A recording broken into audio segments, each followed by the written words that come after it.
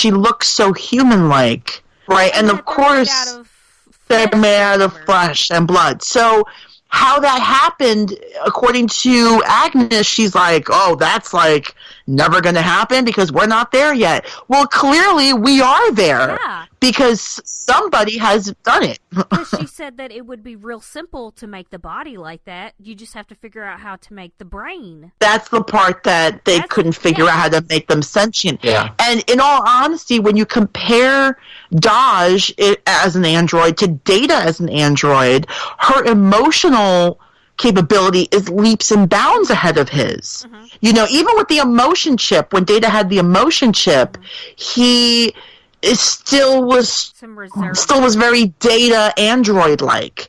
With her, she's so human-looking and acting that you believe that she's human. You would never question and say, are you an android? It's like Blade Runner. They don't know that they're replicants or whatever. Right. That kind of thing. Spoilers for an old movie. Spoilers for a really old movie. For 2 movies. Yeah, exactly. Spoilers for Blade Runner. Whenever you have a movie that is so old that the future in that movie we're living in now, in that year, you can just disregard all that. But, you know, I never saw the one that just came out a couple years ago or whatever, so I haven't seen that one. But if you start watching it now, it'll be done by the next episode 2. Of this, it's like 4 hours. So long. It's mad long. I mean, I watched the director's cut of the original Blade Runner, and I'm like, I'm never watching that again.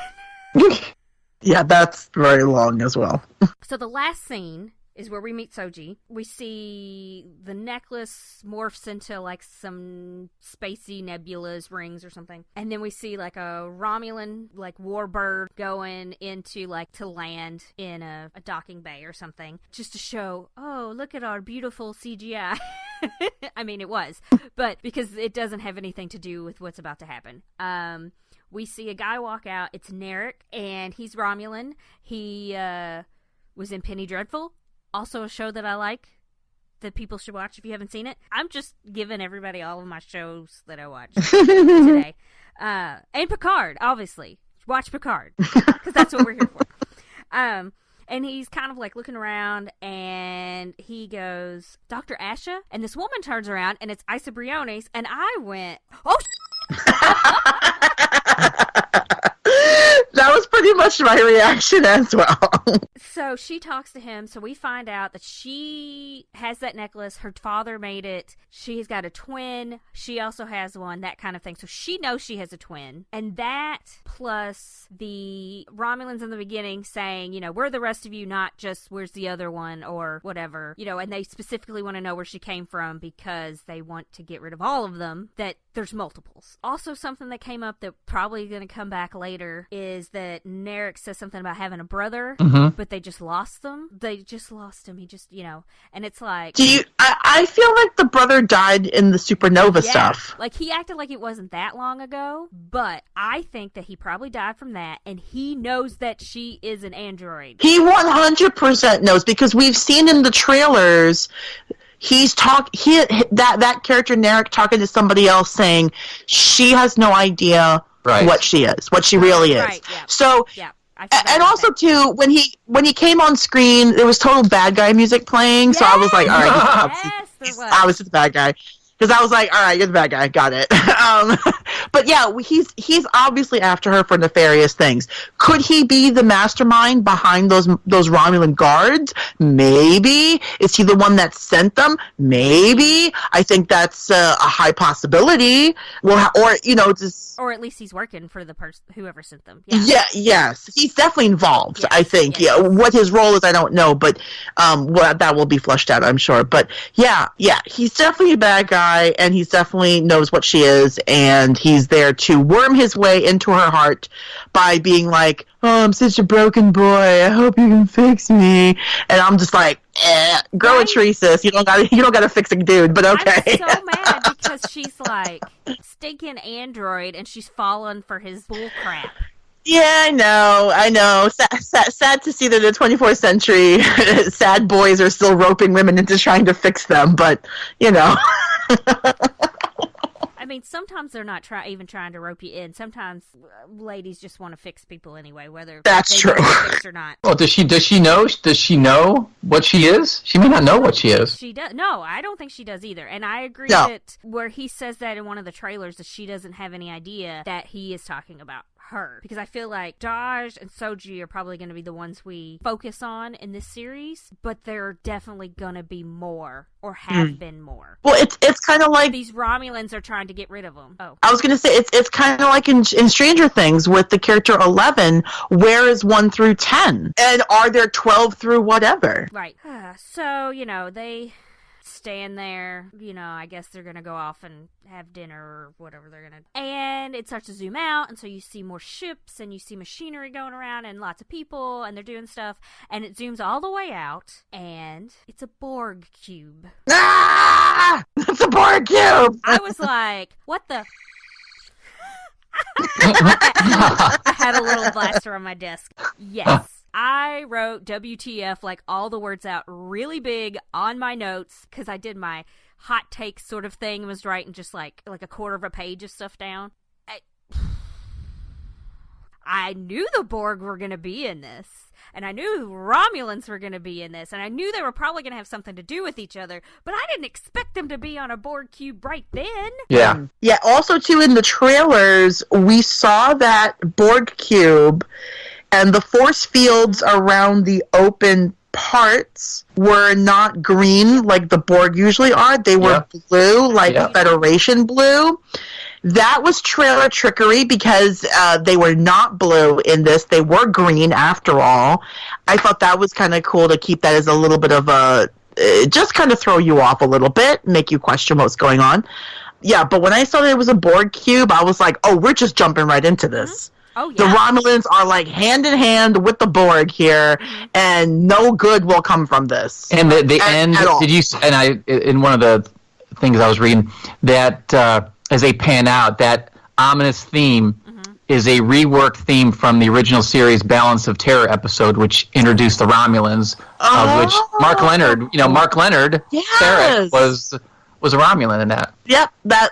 And I remember, yes, because, Mark Leonard, rest in peace, Mark Leonard, played Also the first Romulan. Sarek. Also, rest in peace, Sarek. Rest in peace, Leonard Nimoy, as Mr. Spock. But yeah, when they first meet up with the Romulans and they can see them, everybody's like, "Oh, it looks just like Vulcans!" And everyone's like looking at Spock like, "How dare you?" Like he somehow is responsible for this. But that's really interesting. I didn't realize that, Joe, that was a reworking of that original theme. That's really cool to know. Nice. Awesome. Anyway, so that was the episode, and I really enjoyed it. And like I said, Ooh, I cannot wait for another episode. And how many of this is there? Is there like 6? I know it's a small number, but not. I believe it's 10. Oh, 10, ooh. yeah.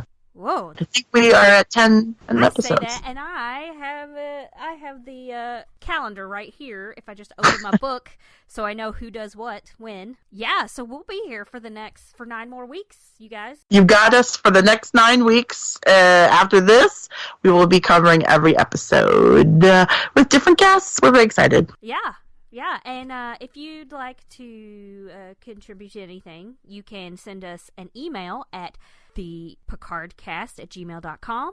You can send us a tweet at thepicardcast on Twitter. You can find us on Facebook, Picardcast. I know I'm going to play the thing at the end anyway with all of this, but we have a new thing. If you go to www.thepicardcast.com, it will take you to our landing page with links to all of those things. We have website. I mean, it's changed to a different URL at the moment. I mean, if anybody'd like to donate some money so that I could pay for that, so it'll actually stay. Give us money so we can talk about such. Just kidding. But seriously, give us money. One more time, since it's been a while, Joe, let us know where we can find you and what you're up to. You can listen to myself and David on Vintage Geeks. We do a podcast and talk about all this kind of stuff, pop culture, stuff we've watched, DC, TV shows, and all that jazz. And you two are vintage, not we are that you're geeking out about. Yes, right. No, we do. No, I mean we do. Yeah. Yeah, we do talk about, I like to, wax nostalgic about stuff in the 80s, and but yeah, we're a couple of grumpy old guys. So he says that, but I mean, they're some of the nicest grumpy old guys. Honestly, like they're really good people. We have a lot of fun. We have a lot of fun, and it's just us shooting the shit, and that's what we like doing. Nice. So. Yeah, Rebecca, you got anything else going on? You can hear me on Number One Comic Books if you are a comic book reader. We're kind of getting back on schedule with putting out episodes every other week. So if you are a comic book reader, you can hear me and my 3 co-hosts, Joe, Brian, and Rod. And if you listen to the previous episodes of this show, 2 past guests, Joe Stark and Brian, have been on. And actually, this last episode that is probably available right now, my pick was the Picard comic. Issue 1. Awesome. So you can hear us talk about it a little bit, and yeah, so if you'd like to hear me a little bit more, you can hear me on Number One Comic Book. And I have started doing my history podcast again, and it's called The Burrow, and we'll have just links to all these things in our show notes as we have lately. Thank you so much, Joe, for coming back. Thank you for having me. We're glad you wanted to be the first guest again. You might have to just be the first guest for every section that we do. I think it might be tradition now. It's okay. I'll allow it. Thank you, Captain. You're welcome. No, I have a lot. It's a lot of fun talking Star Trek, and I always love talking with you guys. So I appreciate it. Yeah, thanks for listening. Boldly go where no one has gone before. And we will talk to you next week. Bye.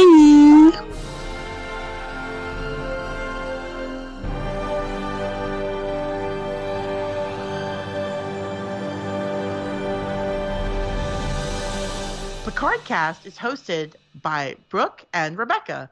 You can find us at facebook.com/Picardcast, on twitter.com @ThePicardcast, or email us at picardcast@gmail.com. Thanks for listening, and boldly go where no one has gone before.